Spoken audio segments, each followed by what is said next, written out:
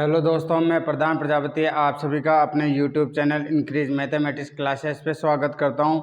जैसा कि दोस्तों अपने क्लास 12 के अंदर इंटीग्रेशन वाला चैप्टर चल रहा था, जिसमें हम लोगों ने 7.9 तक कंप्लीट कर लिया। आज 7.10 के कुछ फॉर्मूला देखेंगे, फिर उसके बाद में 7.10 की ओर क्वेश्चनों की ओर बढ़ेंगे। तो देखो, अब ये अपने 7.10 और 7.11 यानी कितने चैप्टर बाकी रह गए। 7.10 के फॉर्मूले, रुको एक मिनट।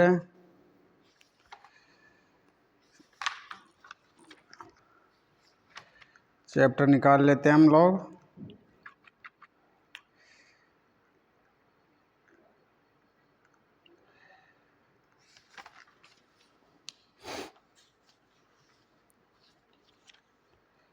सेवन पॉइंट 8 कंप्लीट हो गया, 7.9 कंप्लीट हो गया, 7.10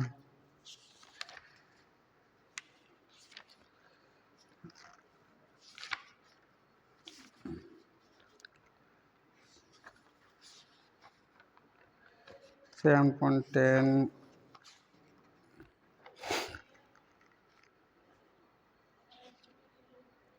अब देखो दोस्तों, जैसे हम लोगों ने 7.4 के अंदर कुछ क्वेश्चंस किए थे, उसी बेस पे अपने को क्या है कि मतलब इंटीग्रेशन में क्या है। पहले तो आज की डेट कितनी आ गई, 8, और अपना चैप्टर कौन सा हो जाएगा, 8 क्या 9 हो जाएगी, 8 ही है आज। और अपना चैप्टर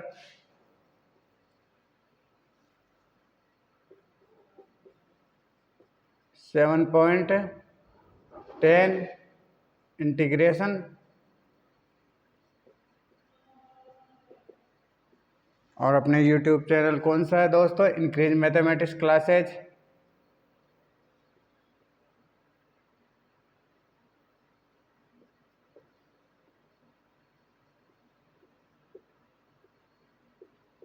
मैथमेटिक्स क्लासेज। अब देखो दोस्तों, इसमें अपने चल रहा था 7.10 की ओर बढ़ते हैं। आज 7.10 में देखो, जैसे अपने पास में इस प्रकार का इंटीग्रेशन दिया होगा, एफ और जी एक्स, यानी दो फलन आपस में मल्टीप्लाई भी हो सकते हैं, दोनों दो फंक्शन आपस में अपने क्या हो सकते हैं, ऐड भी हो सकते हैं, दो फंक्शन अपने सब्ट्रैक्शन के रूप में भी हो सकते हैं, और दो फंक्शन अपने मल्टीप्लाई के रूप में हो सकते हैं, दो फंक्शन अपने डिवाइड के रूप में हो सकते हैं। और ऐसे भी अपने पास में कोई लिमिट दे रखी होगी, वो लिमिट लगा के अपने को क्वेश्चन को सॉल्व करना है। इस टाइप के क्वेश्चन तो मैंने आप लोगों को पिछली कक्षाओं में करवा दिए गए हैं। अपने हम लोगों ने जो पिछले चैप्टर पढ़े, उनमें एफ एक्स जी एक्स के रूप में हम लोगों ने काफ़ी क्वेश्चन सॉल्व कर लिए। एक रूप ये हो सकता है, एक रूप ये हो सकता है कि एफ एक्स अपॉन जी एक्स और ये इसका इंटीग्रेशन डी एक्स। दूसरा हो सकता है ऐसे भी अपनी लिमिट हो सकती है, एफ एक्स प्लस जी एक्स के रूप में हो सकता है, और इस पूरे पद का अपने को इंटीग्रेशन करना होता है। फिर तीसरा जो है, इसमें यहाँ वही ऐसे भी लिमिट हो सकती है, and F X minus G X हो सकता है। फिर इस पूरे पद का अपने को इंटीग्रेशन करके देखना है। तो ये 4 टाइप हो गई। इन 4 टाइप के आधार पे अपने को क्या क्या करने हैं, क्वेश्चन ओनली फॉर। इसमें अपने कोई सूत्र नहीं है, जो भी हम लोगों ने अब तक फॉर्मूले पढ़े उन फॉर्मूलों का यूज करके अपने को ये 4 टाइप्स के क्वेश्चन सोल्व करने हैं। तो आप लोग एक बार इसको लिख लीजिए, ताकि आप लोगों को अंदाजा रहे कि किस टाइप से अपने 7.10 के अंदर क्वेश्चन मिल सकते हैं। तो आप लोग एक बार इसका स्क्रीनशॉट ले लो दोस्तों।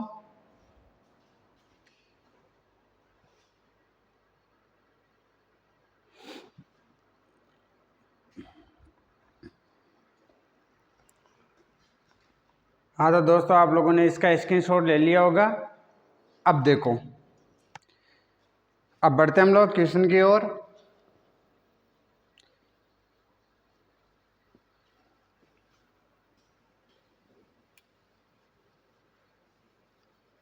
देखो, एक क्वेश्चन सोल्व करवाता हूँ मैं मेरे हिसाब से।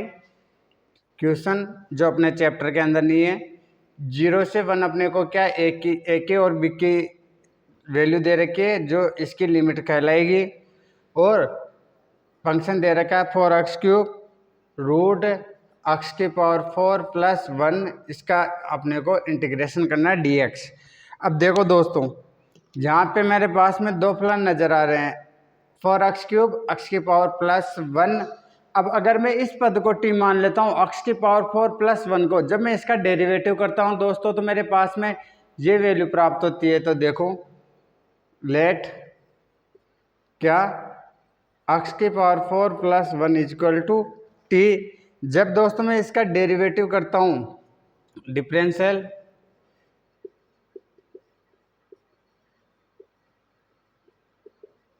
अब इसका डिफरेंशियल करने पर क्या प्राप्त हुआ मेरे को, डेरिवेटिव निकालने पर 4x³ x का क्या हो जाएगा dx अपॉन ये dt। अब दोस्तों अपने को किसकी वैल्यू चाहिए, 4x³ की, तो ये क्या हो जाएगा 4x³ is equal to dt/dx।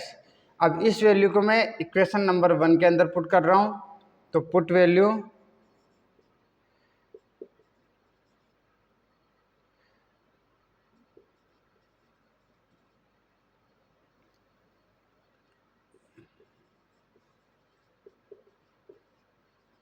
Equation number 1।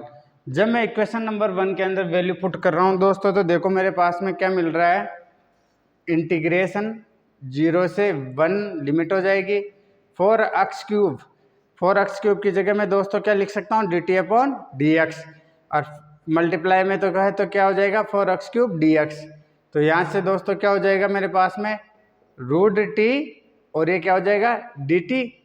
अब देखो अगर मेरे को इसी फंक्शन का डायरेक्ट इंटीग्रेशन करना है तो मेरे को क्या करना है, लिमिट को चेंज करना है। तो दोनों रूप से मैं आपको बता देता हूँ।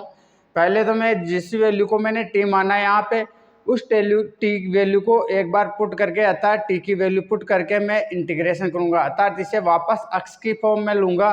तो देखो क्या बन जाएगा 0 से 1 रूट क्या हो गया यहाँ पे t की वैल्यू अपने पास में x की पावर 4 प्लस 1, और ये क्या हो जाएगा दोस्तों dx।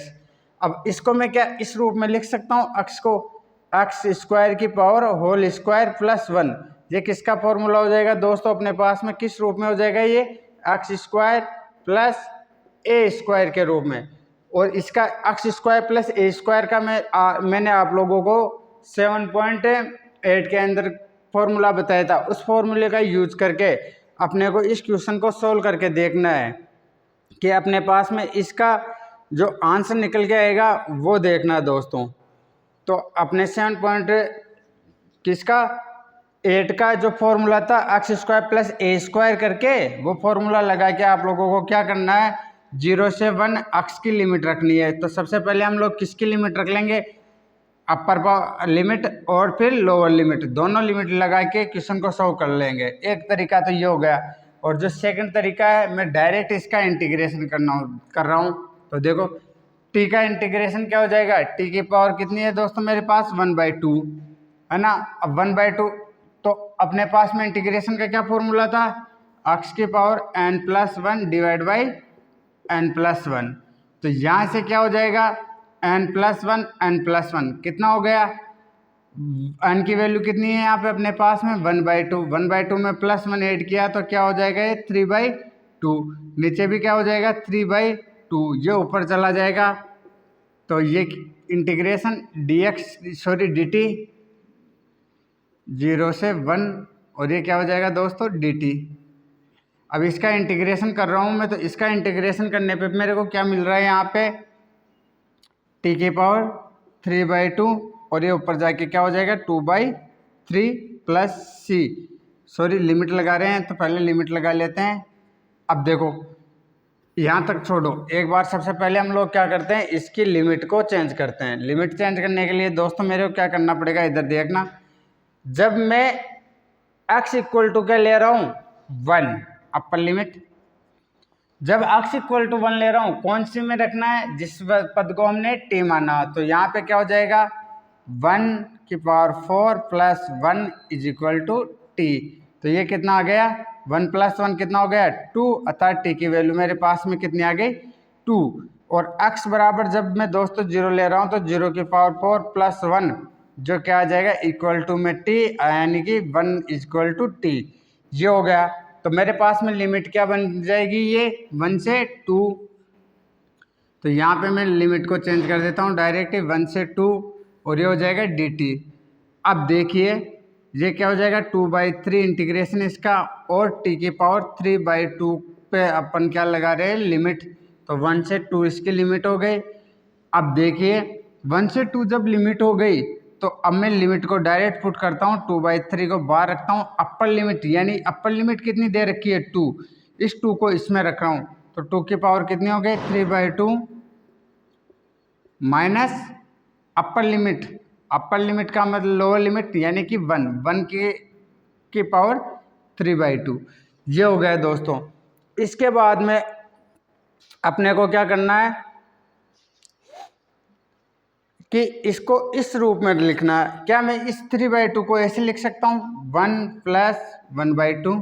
तो 1 तो क्या हो जाएगा देखिए 2/3 2 डॉट 2 की पावर 1/2। तो ये वाला पद क्या हो जाएगा यहाँ पे √2 माइनस 1। तो देखिए 2/3 और ये क्या हो गया दोस्तों 2 √2 माइनस 1। ये इसका आंसर निकल के आ गया। देखिए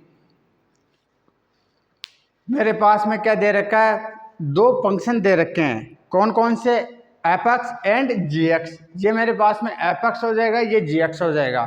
दोनों फंक्शनों को आपस में क्या कर रखा है यहाँ पे मल्टीप्लाई कर रखा है। जब मैं x की पावर 4 प्लस 1 को यहाँ पे t मानता हूँ, मैंने x की पावर 4 प्लस 1 को मैंने यहाँ पे t क्यों माना, क्योंकि जो मेरे पास में जब मैं इसका डेरिवेटिव निकालता हूँ तो इसका डेरिवेटिव करने के बाद में मेरे को 4x³ वाला पद डेरिवेटिव में नज़र आ रहा है।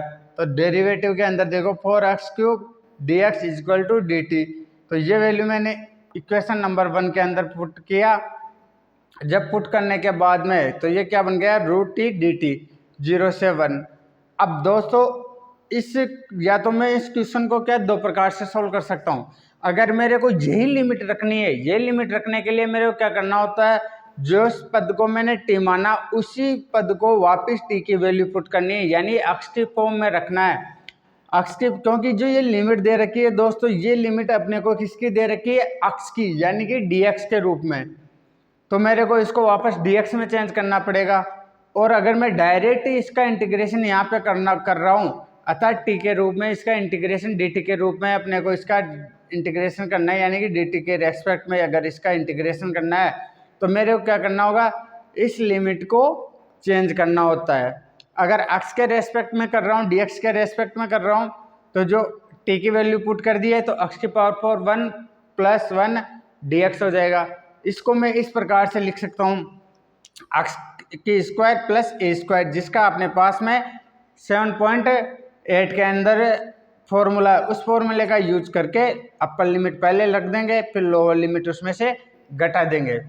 और अगर मेरे को इसी का इंटीग्रेशन करना है डायरेक्ट, तो मैंने यहाँ पे लिमिट को चेंज किया। जब मैं x इक्वल टू 1 लिया तो मेरे पास में किस में पुट करना है अपने को, जिस पद को हम लोगों ने t माना उस पद के अंदर, उस टर्म के अंदर अपने को क्या रखना है, x इक्वल टू 1 रखना है। जब मैं यहाँ पे x इक्वल टू 1 रख रहा हूँ तो मेरे पास में t की वैल्यू कितनी आई दोस्तों 2 आई। और जब मैंने x इक्वल टू 0 लिया, लोअर लिमिट लिया, तो मेरे पास में t की वैल्यू कितनी आ गई 1 आ गई। 1 आने के बाद में मैंने डायरेक्ट लिमिट रख दी 1 से 2 t की पावर 1/2 dt, क्योंकि रूट को मैं यहाँ पे, रूट का जो वैल्यू होती है अपने पास में दोस्तों 1/2 होती है। तो मैंने यहाँ से रूट को हटा के 1/2 कर लिया। क्यों, क्योंकि मेरे पास में जो x की पावर n है उसका फॉर्मूला आ गया। तो यहाँ पे मेरे पास में इसकी वैल्यू आ गई है, n की वैल्यू कितनी आई 1/2। इसका इंटीग्रेशन क्या होता है, x की पावर n प्लस 1 डिवाइड में जो n वा पद है उसमें 1 ऐड करके डिवाइड कर देते हैं। तो देखो x की power n plus 1 divide by n plus 1 formula use किया। यूज करने के बाद में मैंने अपर लिमिट लगाई, यानी कि 2 3 की पावर 2 माइनस 1 का 3/2। इस पद को मैं 3/2 की पावर को कैसे तोड़ सकता हूँ, 2 डॉट t की पावर 1/2। और आपस में जब आधार समान हो तो घातें जुड़ जाती है। अगर यहाँ पे 1 घात है और 1/2 है जो कि 3/2 हो जाती है। तो यहाँ से मैंने इसको क्या किया, t को 1/2 के रूप में ले लिया और ये -1 और ये अपना आंसर जो निकल के आ गया है दोस्तों 2/3 टू रूट 2 -1। इस प्रकार से अपने को ऐसे क्वेश्चनों को सॉल्व करना है। तो आप लोग इसका स्क्रीनशॉट ले लो एक बार।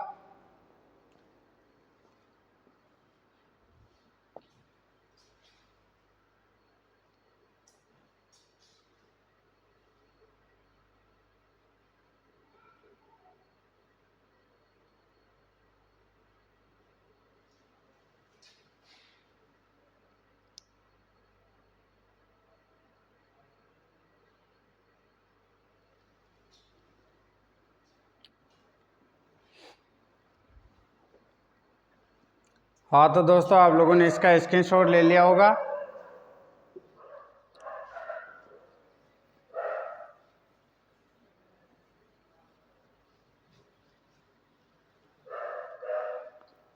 ये अपना इसी प्रकार से अपने को क्या करना है दोस्तों, क्वेश्चनों को सोल्व करके देखना है। और बहुत ईजी है क्योंकि अपन ने इस प्रकार के क्वेश्चन काफ़ी पहले सोल्व करके देख लिए हैं। अब तो बस उसी क्वेश्चनों के आधार पे अपने को क्या करने हैं, प्रैक्टिस करनी है, तब लिमिट लगा के करनी है। अब देखिए अपन बढ़ते हैं, अब 7.10 पे आते हैं। एग्जाम्पल आप लोगों को करके देखना है दोस्तों। 7.10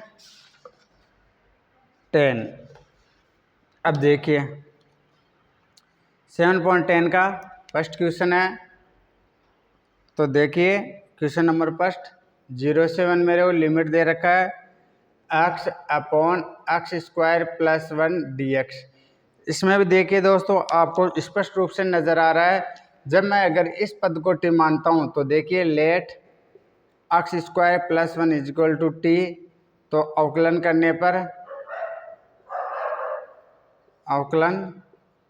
करने पर क्या प्राप्त हुआ, 2x dx = dt। Value put करते हैं तो 0 से 1 और देखो अपने को ओनली फॉर किसके चाहिए, x dx के चाहिए। तो ये क्या हो जाएगा dt/2। जब ये dt/2 हो रहा है तो देखो मैं क्या करता हूँ, dt/2 हो रहा है तो वैल्यू पुट करते हैं तो 1/2 तो मैंने बाहर ले लिया दोस्तों। और ऊपर क्या हो जाएगा dt 1/t dt। अब देखिए अगर मेरे को इसी का इंटीग्रेशन करना है तो देखो क्या किस रूप से हो जाएगा। अगर 0 से 1 लिमिट रखनी है तो मेरे को इस पद को किस रूप में बनाना है, अक्ष के रूप में। देखो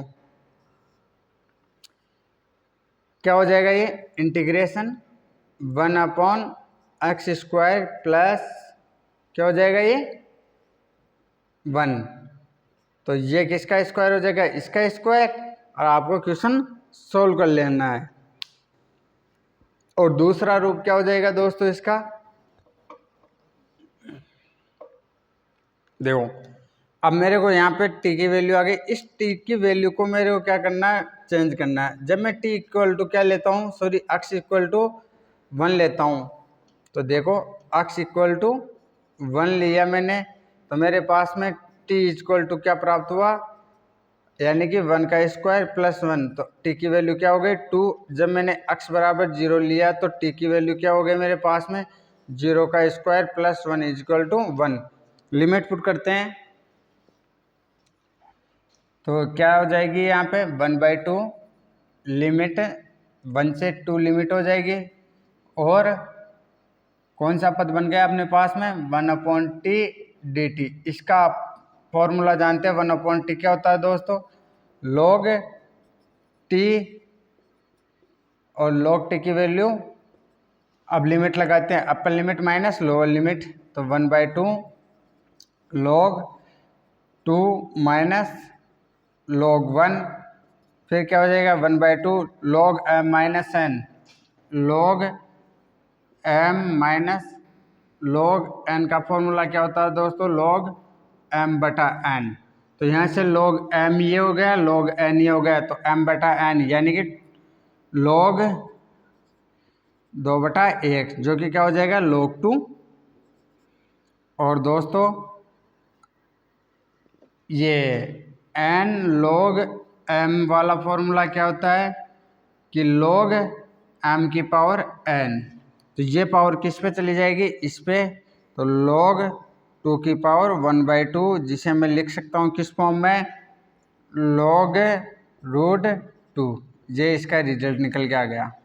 देखो मेरे पास में 0 से 1 दे रखा है लिमिट, 0 इसकी लोअर लिमिट हो जाएगी, 1 इसकी अपर लिमिट हो जाएगी। फंक्शन दे रखा है किसके रूप फॉर्म में, f(x/gx), तो मेरे को डायरेक्ट जो gx फंक्शन है अपने पास में कौन सा, x² + 1, इसका डेरिवेटिव करने पर मेरे को ऊपर वाला पद नज़र आ रहा है। तो x² + 1 को जब मैं यहाँ पे t लेके चलता हूँ, x² + 1 को t लेने के बाद में दोस्तों इसका डेरिवेटिव किया तो 2x dx = dt, only for मेरे को वैल्यू किसकी चाहिए, इस वाले पद की वैल्यू चाहिए, ओनली फॉर किसकी, x dx की, इस वाले पद की मेरे को वैल्यू चाहिए, इसलिए मैंने 2 को किस में, dt के डिवाइड में भेज दिया। फिर 1/2 को कांस्टेंट वैल्यू होने के कारण मैंने इसको क्या ले लिया, बार 0 से 1 1/t dt। अब दोस्तों मैंने क्या किया, यहाँ पे 1/t का डायरेक्ट यहाँ पे समाकलन हो रहा है, इसलिए मैंने यहाँ पे क्या किया कि जो 0 से 1 किसकी लिमिट दे रखी है अपने को, x की लिमिट यानी dx के रेस्पेक्ट में जो लिमिट दे रखी है उसको मैंने dt के रेस्पेक्ट में बनाने के लिए x = जब मैंने 1 लिया तो t = 2 प्राप्त हुआ। जब x = 0 यानी कि लोअर लिमिट लिया तो इसके t के अंदर लोअर लिमिट क्या बन के आई, 1, फिर 1 से 2 हो जाएगा 1/t dt, और 1/t का अपने को फॉर्मूला पता है क्या होता है, log t, तो 1/2 log t, और लिमिट 1 से 2 तो 1/2 log 2 - log 1, log m - n क्या होता है, log m/n, तो 2/1, 2/1 क्या होता है दोस्तों 2, तो 1/2 log 2, जो n log m का फॉर्मूला होता है, तो ये पावर इसके ऊपर चली जाती है फॉर्मूले के अनुसार, तो log 2 की पावर 1/2 और 2 की पावर 1/2 को मैं क्या लिख सकता हूँ, √2। तो ये अपने क्वेश्चन नंबर 1 कंप्लीट हो गया। आप लोग इसका स्क्रीनशॉट लीजिए, बिल्कुल लीजिए दोस्तों। बस अपन ने जो अब तक पढ़ा ना उसी के बेस पे अपने को क्वेश्चन सॉल्व करना है, और क्वेश्चन सॉल्व करके बस लिमिट पुट आउट करना सीखना है और लिमिट को चेंज करना सीखना है। और मैंने आपको लगभग 1-2 क्वेश्चन पहले भी मेरी तरफ से करवाए थे लिमिट चेंज करने की, किस प्रकार से अपने को लिमिट चेंज करना आना चाहिए। अब देखो ये क्वेश्चन नंबर 1 कंप्लीट। अब दोस्तों क्वेश्चन नंबर 2 आपको एक लोगों को ही करना है, मैं आपको हिंट दे देता हूँ किस रूप से करना है। 0 से π/2 √sin और cos की पावर 5 d के रूप में आपको यानी f(x/gx) दे रखा है मल्टीप्लाई के रूप में। तो दोस्तों आप लोगों को पता है आप इस वाले पद को किस रूप में लिख सकते हो, cos की पावर 4 cos क्या हो जाएगा ये, cos 5, फिर इसको किस रूप में लिख सकते हो, cos का स्क्वायर का होल स्क्वायर, और ये क्या हो जाएगा cos 5। इस cos स्क्वायर को आप क्या लिख सकते हो, 1 - sin स्क्वायर 5 और cos 5। अब देखो आप इसको डायरेक्ट मल्टीप्लाई करा सकते हो इस वाले पद के अंदर, तो ये क्या हो जाएगा √sin 5 माइनस अंदर मल्टीप्लाई किया रूट को तो 2 पहले ही पावर है और 3/2 और आ जाएगी, सॉरी 1/2, तो 2 और 2 + 1/2 कितनी हो गई 5/2, तो sin की पावर 5/2 5, और ये क्या हो जाएगा cos 5, ये वाला पद बन जाएगा दोस्तों अपने पास में। फिर इसके बाद में क्या करना आप लोगों को, या इसको अगर आगे नहीं रखना चाहते हो, इसको sin 5 तक ही रखना चाहते हो, तो यहाँ से भी अपने पास में क्वेश्चन सॉल्व हो सकता है। क्यों, क्योंकि जब मैंने क्या करता हूँ यहाँ पे कि cos 5 का इंटीग्रेशन दोस्तों अपने पास में क्या होता है sin 5, तो मैं यहाँ से cos 5 को या sin 5 को क्या मान लेता हूँ, यहाँ से t मान लेता हूँ। यानी कि जब मैंने साइन फाई को यहाँ पे टी माना तो मेरे पास में साइन फाई का अब डेरिवेटिव क्या होता है, cos phi D phi is equal to D T. तो देखो मेरे को क्या चाहिए, कोस फाई। कोस फाई मेरे पास में आ गया, टी की वैल्यू हो जाएगी। तो ये किस रूप से पद बन जाएगा दोस्तों, टी की वैल्यू साइन फाई तो टी हो गया, तो T bracket 1 minus T square का होल स्क्वायर और ये कोस पाई, इसका इंटीग्रेशन 0 से π/2 और ये क्या हो जाएगा डी टी। इस टी को जब मैंने अंदर मल्टीप्लाई किया, पहले लिमिट चेंज कर लेते हैं दोस्तों। यहाँ पे जब मैंने x इक्वल टू π/2 लिया, यानी कि साइन अपने पास में फलन किसके रूप में है, फाई के रूप में, तो ये क्या हो जाएगा, फाई इक्वल टू π/2 लिया तो साइन फाई, फाई की वैल्यू कितनी रखनी है मेरे को, π/2 और साइन π/2 की वैल्यू कितनी होती है दोस्तों, 1, जो किसकी वैल्यू आ जाएगी, टी की। फिर फाई इक्वल टू मैंने क्या लिया, 0, तो साइन 0 की वैल्यू मेरे पास में कितनी आती है, 0, ये टी की हो गई। तो अपने पास में क्या लिमिट आ गई दोस्तों, 0 से 1।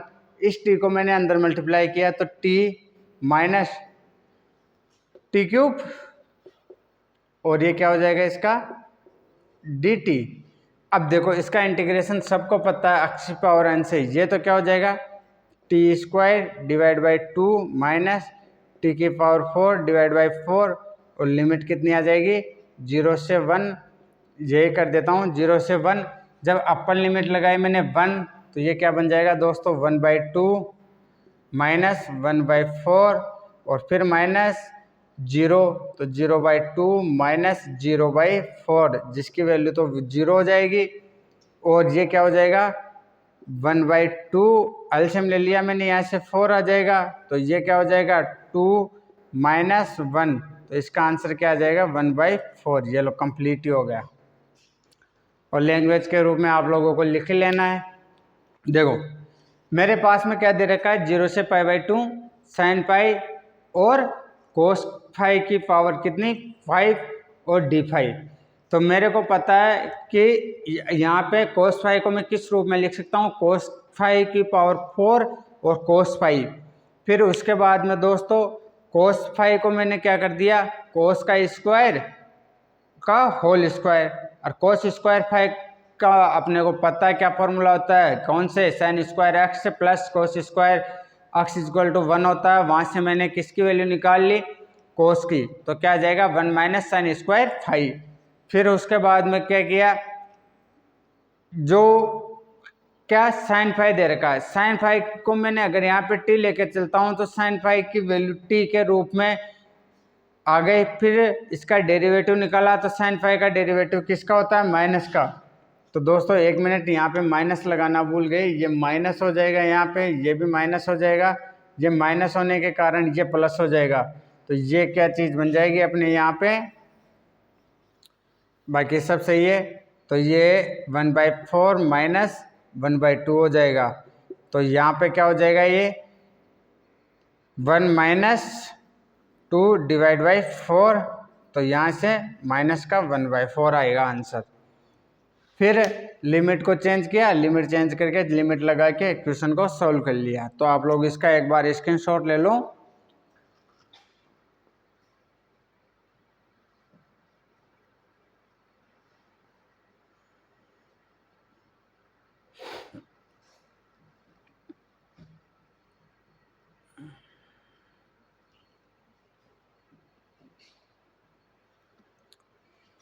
इस रूट को हटा दो यहाँ से।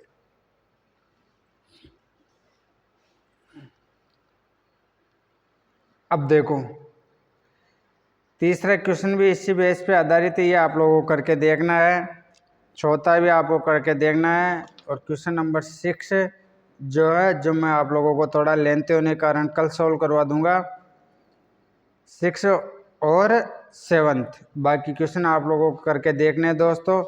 और कल अपने चैप्टर 7.10 कंप्लीट हो जाएगा। फिर 7.11 बचेगा। 7.11 में तो अपने को क्या फॉर्मूला लगाने हैं क्वेश्चन को सोल्व करते जाना है। तो अपने कल या परसों के अंदर 7वां चैप्टर कंप्लीट हो जाएगा। इसके बाद दोस्तों हम लोग कौन सा चैप्टर पढ़ेंगे? 7.11। 7.11 के अंदर अपने को 10-11 फॉर्मूले दे रखे हैं। उन फॉर्मूलों को ध्यान में रख के अपने को देखना है कि कौन सा फॉर्मूला कौन से क्वेश्चन में लग रहा है, यानी कि कौन से फॉर्मूले से अपन उस क्वेश्चन को सॉल्व करके देख सकते हैं। तो बस ओनली फॉर 7.10 कल की क्लास के अंदर कंप्लीट हो जाएगा। 7.11 के अंदर अपने फॉर्मूले देखने हैं और फिर इसी सीरीज के अंदर अपने 7वां चैप्टर क्या है कंप्लीट हो जाएगा। इसके बाद हम लोग 8वें चैप्टर पढ़ेंगे। 8वें चैप्टर में क्या है दोस्तों, अपने पास में जो समाकलन है, इन समाकलनों का प्रयोग करके, इन इंटीग्रेशन वाली चीज़ों का यूज करके अपने को 8वें चैप्टर में उनका एरिया डिफाइन करना है, यानी कि उसका एरिया निकालना है। तो उसमें अपने को निम्न टाइप से वक्र दिए हुए होंगे। कौन कौन से वक्र हो सकते हैं अपने पास में? पैराबोला हो सकता है, परवलय वगैरह हो सकता है, हाँ, दीर्घ इलिप्स वगैरह यानी कि दीर्घवृत्त हो सकता है, वर्त हो सकता है, सर्किल। तो उन प्रकार के वक्रों का अपने को, उन ऐसे प्रकार के कर्व का अपने को क्या करना है? इंटीग्रेशन करके जो अपने को लिमिट दे रखी है और वो लिमिट भी अपने को निकालना आना चाहिए। यहाँ पे तो अपने को क्या कर रखा है? डायरेक्ट लिमिट दी हुई आ रही है, लेकिन अपने को वहाँ पे जिस वक्र का यानी जिस कर्व का अपने को एरिया डिफाइन करना है, उस वक्र का अपने को क्या करना है? लिमिट भी अपने को ही निकालनी है। जिस प्रकार से अपने को अपने को एक सर्किल दे रखा है दोस्तों इस टाइप से। अब अपने को पता है जो इक्वेशन दे रखी होती है सर्किल की, वो सर्किल की इक्वेशन क्या होती है दोस्तों? x square plus Y square बराबर a स्क्वायर होता है। तो यहाँ पे इसकी अगर a स्क्वायर यानी कि यहाँ पे अगर 1 दे रखा होता है तो मेरे पास में इसकी सीमा क्या हो जाएगी? 1 से 0 हो जाएगी, 1 से 0। यहाँ पे 0 से 1, इधर -1 से 0 और इधर किसकी? 0 से -1। अब अपने को कौन से पार्ट का एरिया निकालना? अब इन चारों पार्टों का एरिया क्या है? सेम है। तो अपन एक पार्ट का एरिया निकाल के उसको 4 से मल्टीप्लाई कर लेंगे। तो इसलिए अपने को इस चैप्टर को बिल्कुल ही सही तरीके से करना है, क्योंकि अपने इसी चैप्टर के आधार पे 5-6 टॉपिक और जुड़े हुए हैं, 5-6 चैप्टर जुड़े हुए हैं। तो इसलिए आप लोगों को 7वें चैप्टर यानी कि 7वें चैप्टर पे आपको बहुत ही ज़्यादा अधिक प्रैक्टिस करने की ज़रूरत है। तो दोस्तों अपनी क्लास को ये ख़त्म करते हैं आज की को, और अपने इन वीडियोस को दोस्तों आप अपने क्लास साथियों के साथ, अगर आपकी फैमिली या रिलेशन में, आपकी जानकारी के अंदर, आपके कॉन्टेक्ट में अगर कोई 10th-12th में पढ़ रहा है तो अपने 10th की क्लास से भी अपलोड की जा रही है। अपना यूट्यूब चैनल है इंक्रीज मैथमेटिक्स क्लासेस पे। तो दोस्तों अपने यहाँ पे 10th क्लास का 8वां चैप्टर कंप्लीट हो गया, इधर 7वां चैप्टर कंप्लीट हो गया। तो दोस्तों थैंक यू वेरी मच। अपने चैनल को लाइक, शेयर एंड सब्सक्राइब कीजिए।